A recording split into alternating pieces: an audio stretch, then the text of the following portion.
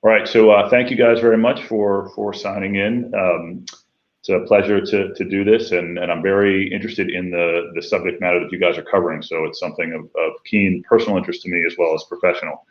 I wanted to start my remarks just by giving a short video introduction to Beyond Meat, and then I'll come back on after this shows. So we can get this going up.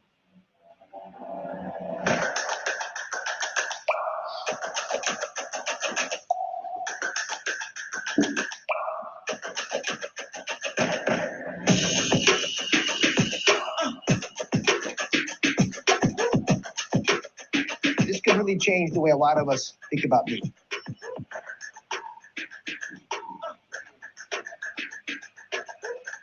I gotta say, it's good. I mean, like, really good. Thank you very much.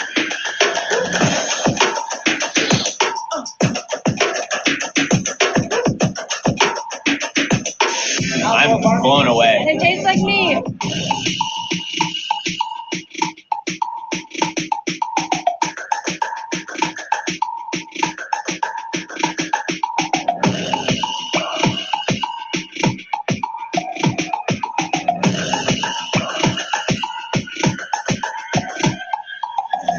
Remember how you told me about Beyond Meat? Yeah, the vegan meat that's made with all vegetables and plants. Well, I tried it, and you were right. You can't even tell the difference between that and real meat. Yeah, I've seen a lot out here in the West. But a juicy charbroiled burger with a patty made from plants? 100% plant-based burger patty. Yeah.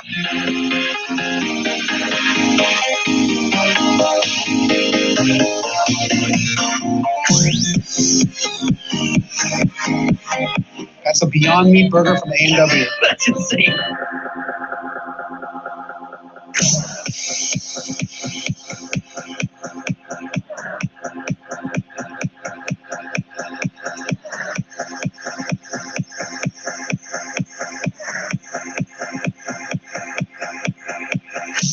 What Beyond Meat does for my body, especially after playing the amount of games, doing the amount of recoveries, working out as much as I do, it demands a very strict diet. It only helps me better perform as an athlete out there on the floor.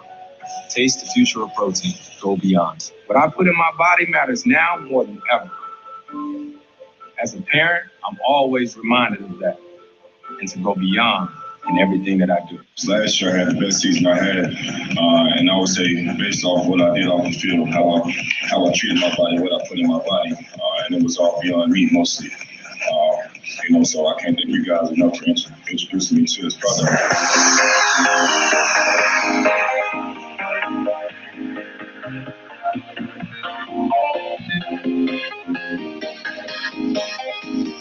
What's going on, man? It's DeAndre Jr. here. I want to thank Beyond Meat for putting together a great plant-based meal for me and my teammates. We're having a barbecue, and my mom and I love Beyond Meat burgers. Dad, who's a carnivore, Dad, do you like the burgers? Yeah, I can't tell it. Whoa.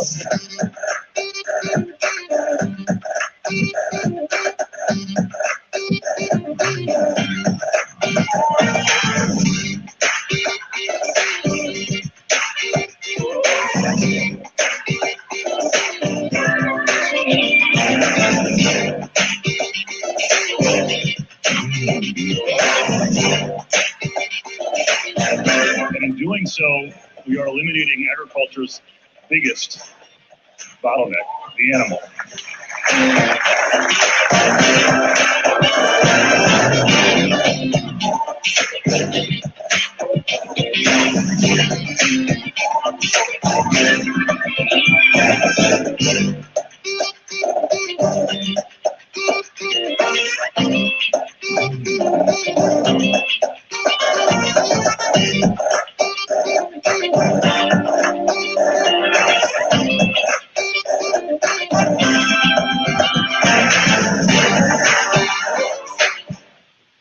Okay, thank you very much.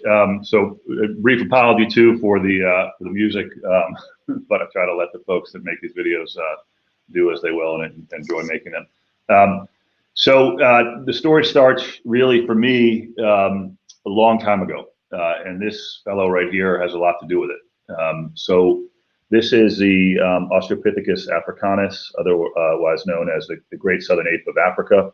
And why I really start with this particular species is it was this fellow and his contemporaries, his or her contemporaries, that really began the process of becoming more rather than less carnivorous. And this was something that really fueled the growth and success of the species, and in my view, ultimately led to the Homo sapien. And so at the time, again, 2.5 million years ago, had to make a decision to remain more vegetarian or to begin to incorporate larger and larger amounts of animal protein into their diet.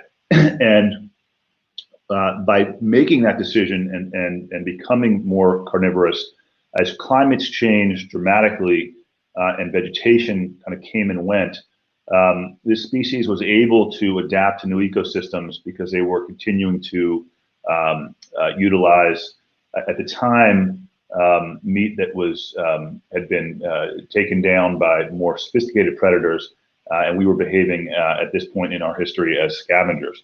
And so, while a difficult way to get food, imagine being in the savannah and stumbling upon something as nutrient dense as a Cliff Bar, when historically you had been consuming very large amounts of vegetation. If you think about a typical chimpanzee, they can spend up to 12 hours a day chewing plant matter to generate the nutrients that they need, whereas this enabled us to use much less energy in our bodies to gain the nutrients that we needed. Something really interesting happened along the way. We did become more sophisticated hunters, and this is a representation of the kind of first tool that we used to hunt. We developed the ability to throw long distances. The first real tool that we used was a round rock that allowed us to take down game from some distance, safe for us, and then able to enjoy even more animal protein as a result. Over time, you layer into this development the advent of fire, and this allowed for an even more nutrient-dense presentation of animal muscle or animal protein or meat, further fueling the transformation of our bodies, which I'll talk about now. So if you look back prior to the advent or development of the Homo sapien species, or even Homo erectus, our stomachs were very large. And the reason, again, for this was around the high levels of consumption of vegetation and the need for a much larger stomach to process. I remember as a kid going into the ag lab at the University of Maryland and being able to stick, this was when I was a child, my father taught there at the time, so I had access to all these things, and it's a great land-grant university. Stick my hand deep into the side of a cow and be able to feel around for the stomachs. So animals that are processing an enormous amount of vegetation have much larger stomachs.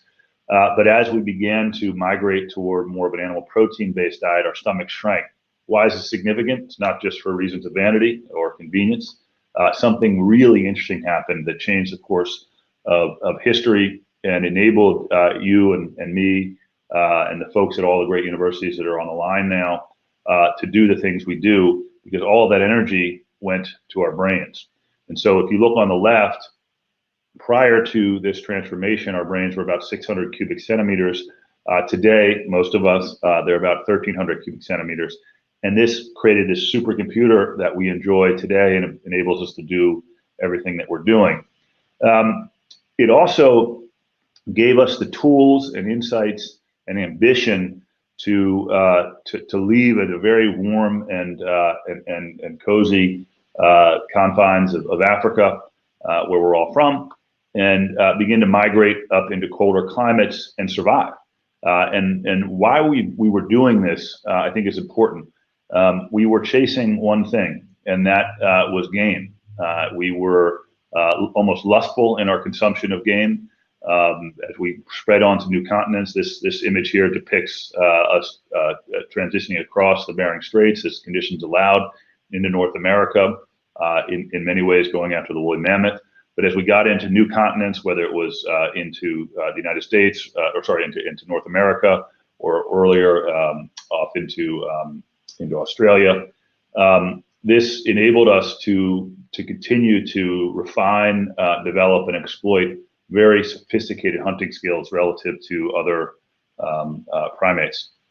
But that became tiresome. It was very dangerous. And so we began to do something that led to why we're all together here today, which is to bring the game to us and to domesticate them. And not every species was up for it. So there were a lot of species that we tried to domesticate that didn't have the temperament, didn't have the physical characteristics that were beneficial in this regard.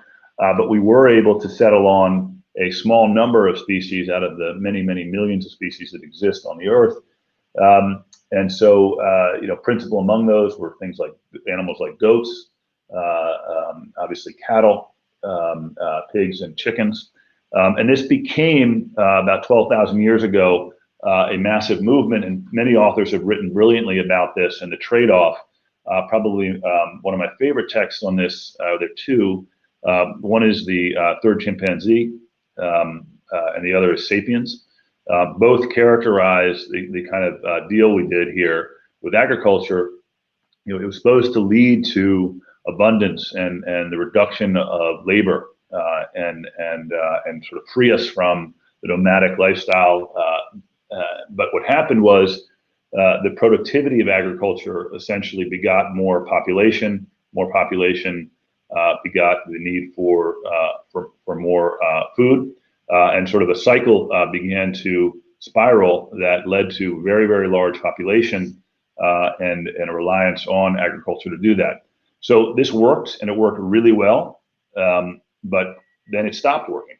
And what I mean by it stopped working is that the consumer, fast forward today, has begun to be bombarded with information as to why our current food system may be problematic going forward. And so, I don't have to make the case around any of these things because my focus is on the consumer and what the consumer is hearing and seeing, and in dialogue with family members and colleagues and the children at school are talking about it. And there are really four areas that have placed animal protein in the sort of center of a target or a perfect storm, at the point of a storm. And at first is really human health. And probably the most emblematic study that I can reference is the World Health Organization mega-analysis, which I believe was in 2015, that put red meat and certain types of processed meat at high levels of consumption in the same category as smoking in terms of a carcinogen. That created an enormous amount of news and publicity. And even folks within the meat industry itself began to take note and show some concern around that. Meeting Place magazine had it on the front cover of their publication, which is the publication for the meat industry itself. But it kind of goes on and on. NIH releasing these studies, and there's often about a correlation. They're very hard to tease out causal studies in this, but the consumer's hearing more and more information that the relationship between animal protein and chronic disease, or disease epidemics rather, whether it's heart disease, diabetes, or cancer, there seems to be a growing recognition within scientific literature and now popular literature that this is something that we should be concerned about. So you migrate off of health discussion, and meat is kind of taken on the chin as well. And climate change, many people are beginning to recognize that more so than the light bulb you screw into your house or the car that you get into as you drive to work, livestock is making an enormous contribution to the release of greenhouse gas emissions, and not just methane, but also carbon, and not just the animal themselves, but all the conditions we need to put in place for livestock to be successful, whether it's clearing forests, changes in the soil, etc. A point that two authors made almost a decade ago now, which I still think is overlooked, but worth discussing, was Jeff Anang and Robert Goodland, who pointed out that there's an unnatural number of animals in the agricultural system, between 70 and 100 billion, and all those animals are breathing. And when they breathe, they respire carbon. And in a healthy carbon cycle, that would of course be captured by trees, but we know what's happening to forest cover, and so there's an imbalance there, and that should be counted. It's controversial, but something that I think is worth discussing. And then sustainability, whether it's, I don't need to belabor this point, but consumers are beginning to hear about the water use and land, et cetera. And then lastly, animal welfare. Unlike when I was growing up, where you needed to, receive a pamphlet from PETA or some other activist group, today kids on their handheld phones can see how their food is being prepared, and many are opting out. So these 4 reasons are driving the consumer to look for a solution and a change in how we do things. So just to make the point in a graph, I like this. This was sent to me by a professor out of Canada. And the middle demonstrates, or rather represents in weight, the human population on the Earth's surface. Now, what's interesting about this is as we run a system that relies on animals to build meat, as this centerpiece grows, you see that the perimeter, which is occupied now by mostly by livestock to support this population, will also have to grow. Now, what that means in terms of the rest of the available resources and ecosystems for the rest of life on Earth obviously becomes more problematic, and we have reduced the ratio here of humans and livestock and to wildlife to a point that many are saying is not sustainable. Okay, so I look at all these factors and think about it from a consumer's perspective, and while I respect and really admire the field of agriculture, I think we have to ask a different question than is being asked in most land-grant universities, and that's not how do you make the animal more efficient, but rather how do you deliver to the consumer the end goal that they want in a way that's going to satisfy and perhaps help resolve all 4 of those issues. And so I often look back to Ford and the question that he had asked, which is, or the statement he made rather, which is, if I'd asked people what they wanted, they would have said faster horses. How do we think more about getting from point A to point B versus necessarily fixating on one particular way to get there? And I think that's really the foundation of my business. And so it really requires what I view as a very simple change in perspective. We can lock ourselves into insisting that meat comes from a chicken, cow, or pig, and I would say that's the origin of meat. Or we can think about the composition of meat, and this is really where I spend my time, is thinking about the composition of meat. So I'll offer 2 definitions and then suggest that they could both be equally valid. One is that meat does come from a chicken, cow, or pig. The other is that meat is an assembly of amino acids, lipids, trace minerals, trace vitamins, and water. It's predominantly water, which is just like our bodies, and it's no coincidence. And so if I can present those 5 core parts of meat in the same architecture as presented in animal meat, who's to say that's not meat? I'm offering the same inputs. They're presenting in the same organization. They have the same mouthfeel, taste, and nutritional value. But maybe we've left out some of the bad things. And I think that that's something that should increasingly gain traction in the public discourse, that it's possible to provide a piece of meat that instead of running an enormous amount of plant matter through an animal, we're taking the core parts of meat directly from plants, which is, in my view, more efficient. We do this at the center that I'm sitting in today, which is the Manhattan Beach Project. And we call it that because I believe that when there's a global issue, and there's a global issue that has ramifications not only for our own species, but the rest of life on Earth, that you should make no little plans in pursuing it. And so the model that I've really tried to build our research program around is the Manhattan Project itself of the Second World War, where the best engineers, the best scientists, the best managers were all given a very clear goal. In that case was to develop a bomb prior to the Germans. But in our case is to resolve this tension between our love affair with meat, which I share, and the implications of a growing population continuing to consume meat at the levels we do. And so by bringing together a group of what I believe are the most talented scientists and engineers in the space, giving them that clear goal of building meat directly from plants, funding them appropriately, not funding them like it's a small culling exercise, but funding them in the same way that you would fund, a program to develop lithium-ion batteries or fuel cells or solar cells. If you take that mentality, which is where my career was prior, and apply it to this question, I think you can do really unprecedented things. And so I look back on the history of agriculture, which fascinates me, and I look at the some of the biggest leaps in innovation that the industry saw. And you really, it would be hard to argue with the observation that authors have made that the deployment of the mechanical combine in the late 1800s and early 1900s was really transformational in terms of the productivity per acre, right? And then you layer in things like better fertilizers and pesticides and herbicides, and all the science and engineering that we've been able to put into increasing the output per acre. And we see really unprecedented growth of output per acre.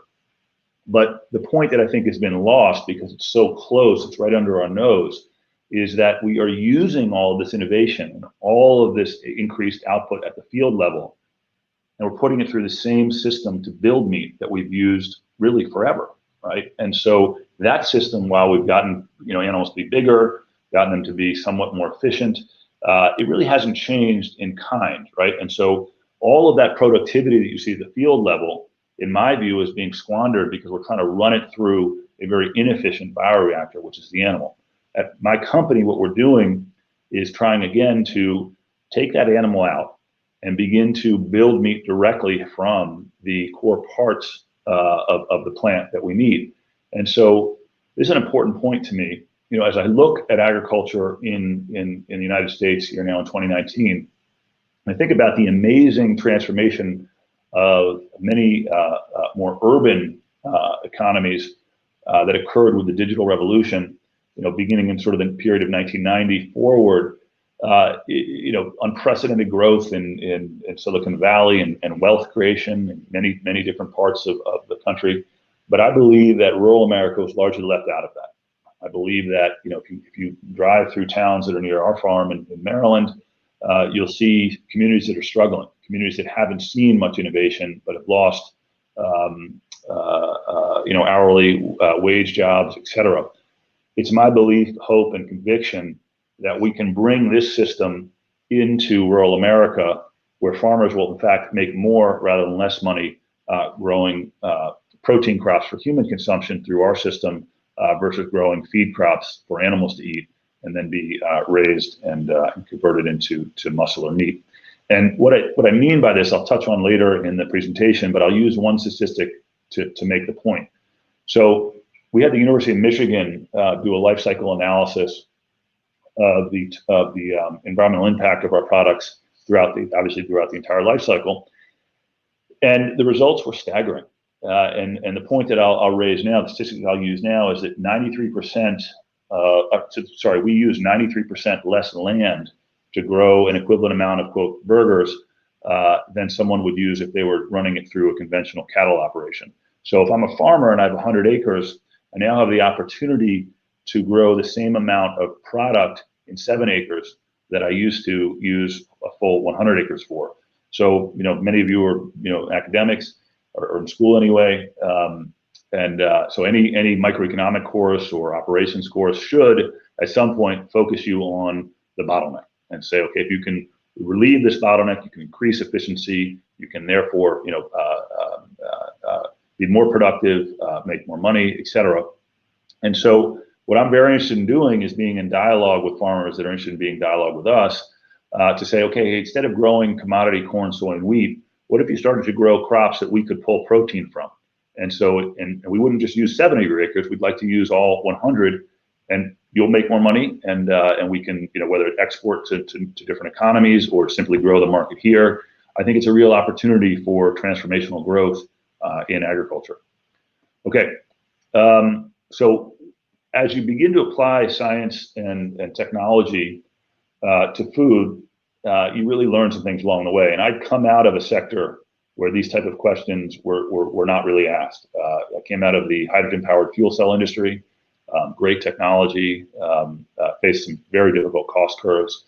But when you get into the food industry, you really have to ask not just one, but 2 questions. The first is a pretty standard one, is what can science do? I think over the last decade, we've convincingly answered that that science can, in fact, bypass the animal and build a piece of meat directly from plants. We're not there yet. It's not perfect. There are gaps between our product and animal protein. I'm first to acknowledge that. We drive this team here extremely hard to close those gaps.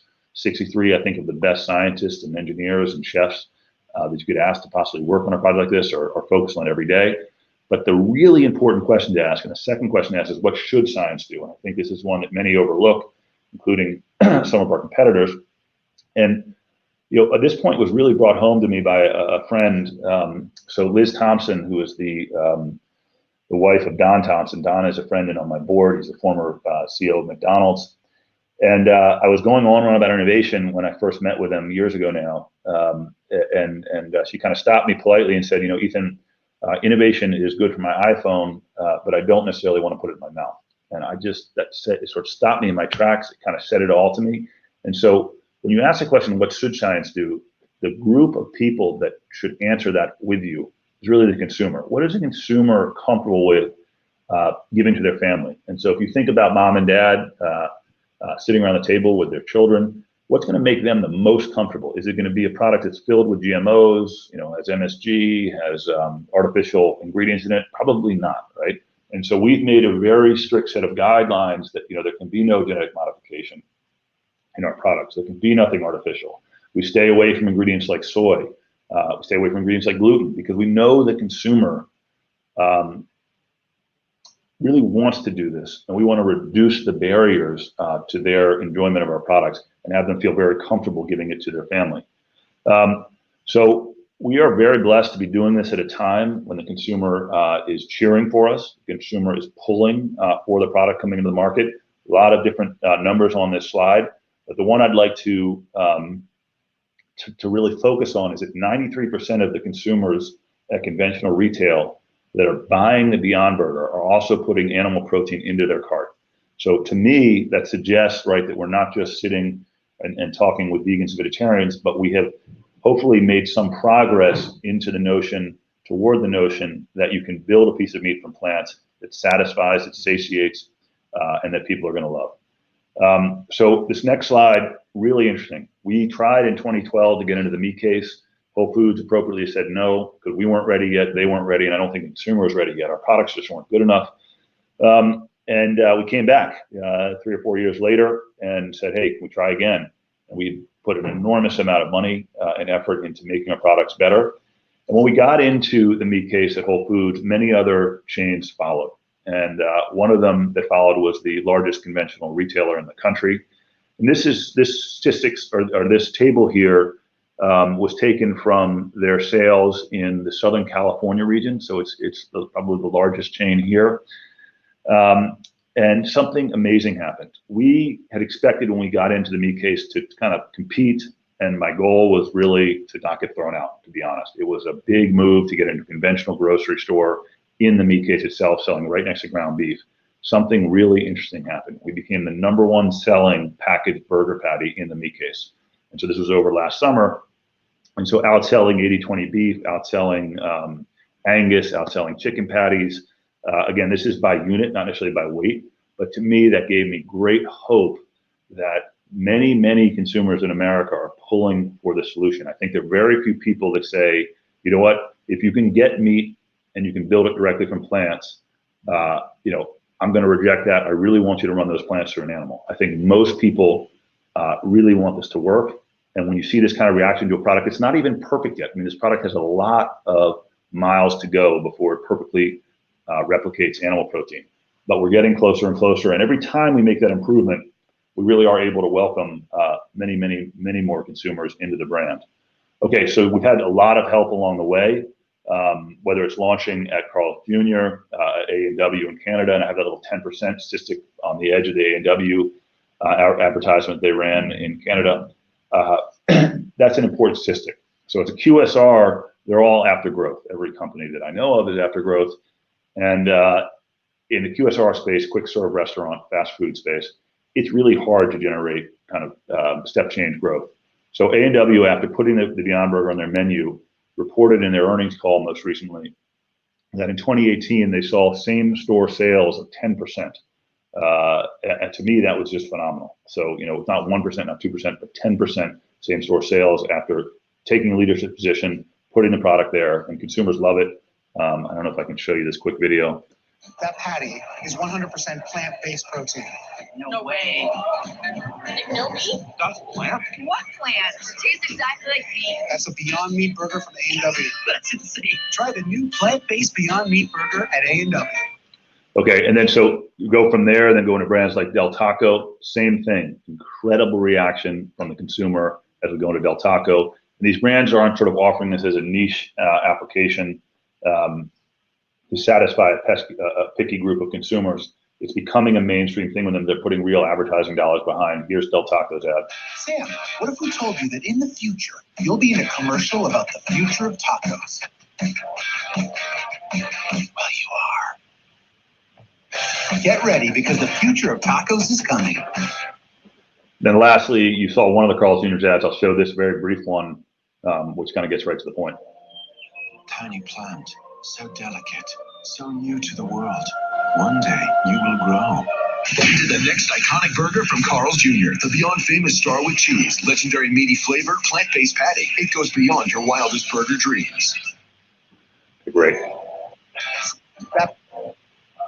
Okay, so is it just these few stores and conventional grocers that are excited about this? One thing that gives me, such great hope for our planet, for the health of families, for the animals that we share this world with, is this chart right here. So this is from a Midwestern state university, where this happens to be just a record of products ordered during a certain amount of time by students. And if you look at the Beyond Burger, sort of midway through, a little bit lower than midway, 228 burgers versus 30 on a conventional hamburger, 121 on a cheeseburger. The only thing that beat us, which shows the kids still love fries, were French fries. So, to me, that just gives me enormous hope that we can innovate our way toward a solution that really, I believe, is great for farmers, great for families, and of course, great for the rest of the planet. So I touched on this a little bit. We did this study with the University of Michigan. The numbers are amazing to me. 99% less water, 92% less land, 90% fewer greenhouse gas emissions, and then about half the energy. Again, not a threat to agriculture. So there's a lot of noise about Cattlemen's Association and everything else. It's a red herring.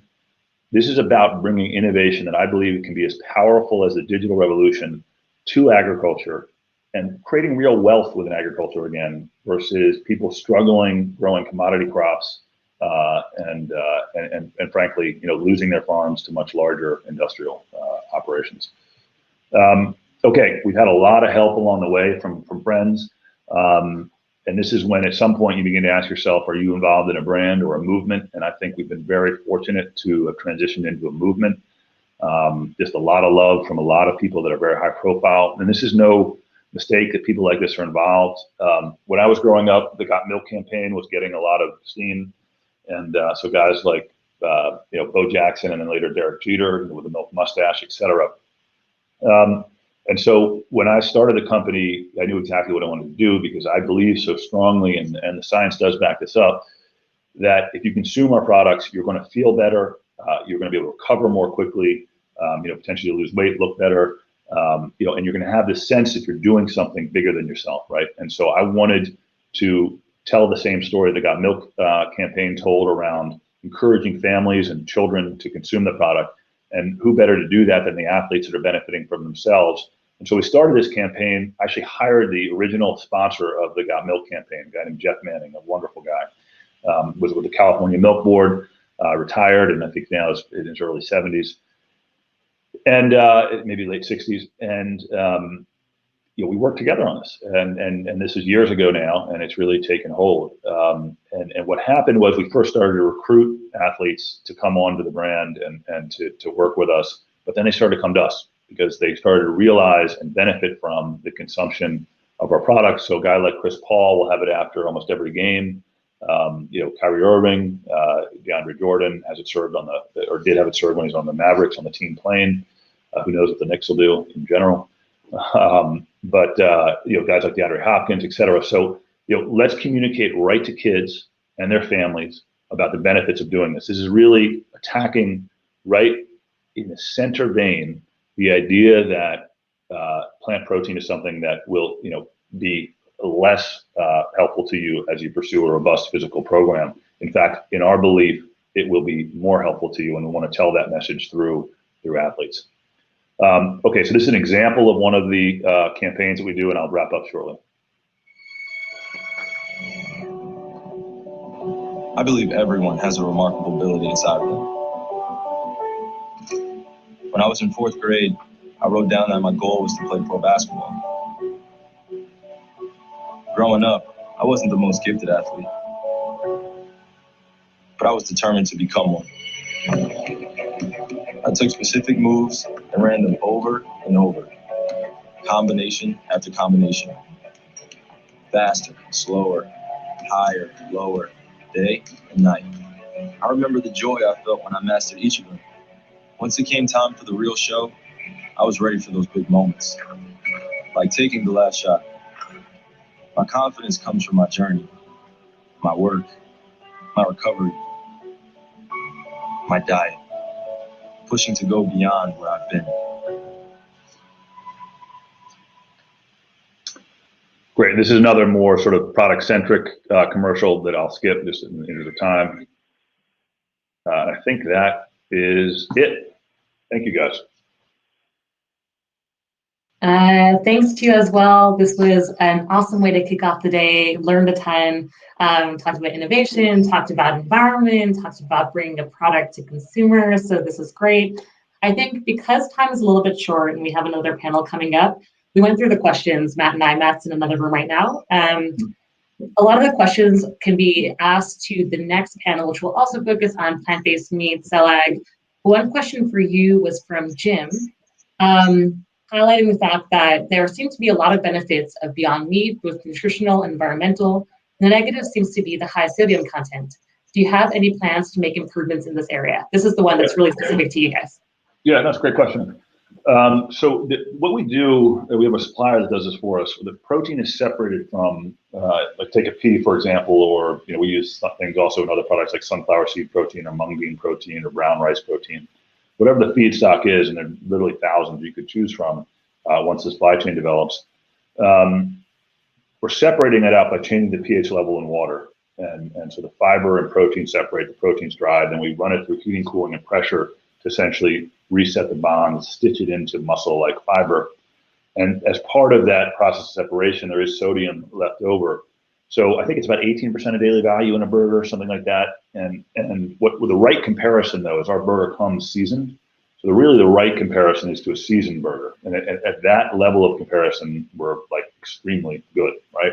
If you compare it to raw ground beef, you're not going to have as favorable a comparison. But we are working on lower sodium applications. But I think the right point for the consumer is, most consumers have seasoned burgers, and that's really what to look at. Great. And with that, I think that we encourage you to look at the questions, just to have a sense of what people are talking about and curious about from your talk. Okay. We have 283 registrants, so we think that a lot of people benefited from it. One person did have a specific question for you in the comments box. We just wanted to quickly ask, what were the name of those two authors mentioned around animal respiration? I think one of them was Sapiens that you mentioned from Yuval Noah Harari. Yeah. So sorry, there were two separate threads there. The folks that I talked about with respect to animal respiration is a guy named Robert Goodland, who was one of the senior advisors at the World Bank on environment. He's unfortunately passed away, and his colleague Jeff Anang, who is very much with us. And they wrote a study which has been very controversial called Livestock's Long Shadow. Sorry, that was the UN report. But anyway, if you look up livestock and those two authors, it'll come up. But yeah, the Sapiens and Third Chimpanzee was the other book that I was referencing. Those really give a great history of the human relationship with meat and agriculture. Awesome. Thanks so much. Thanks, guys. Thanks again. Thank you. Bye. Thanks to everybody for the next panel.